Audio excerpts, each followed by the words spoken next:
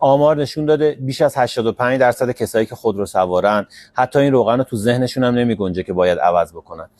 وقتی مراجعه میکنن به سرویسکار برای سرویس های دوره ایشون عنوان میکنن فقط سطح روغن ترمزو برامون بازدید کن و هیچ وقت نمیگن روغن ترمزو برامون عوض بکن. یه سری از سرویسکارا متاسفانه به خاطر دانش پایینشون، ترس و عدم توانایی برای انجام این کار، مشتری‌ها مجاب نمیکنن که مراجعه بکنه به متخصصش برای تعویض روغن ترمز.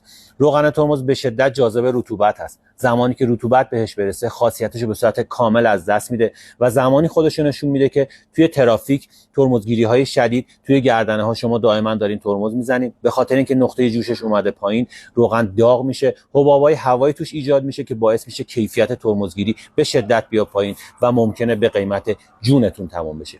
توی دفترچه راهنمای همه خودروها عنوان شده که کیلومتر تعویض روغن ترمز کی هست. بین 2 الی 3 سال یا 40,000 یا 60,000 کیلومتر روغن ترمز باید به صورت کامل عوض بشه تا کیفیت ترمز به شدت بره بالا. یه نکته مهم این که حتما باید بدونی چه روغن ترمزی مناسب ماشینت هست. توی دفترچه راهنمای ماشین‌ها و روی در روغن ترمز عنوان شده که باید از دات 3 روغن زرد رنگ استفاده بکنی یا از دات 4 که روغن آبی رنگه. این دوتا روغن فرمولشون با همدیگه متفاوته، جای همدیگه نمیتونی ازشون استفاده کنی، با همدیگه هم نمیتونی قاطیشون بکنی. اگه خدای نکرد این اتفاق افتاد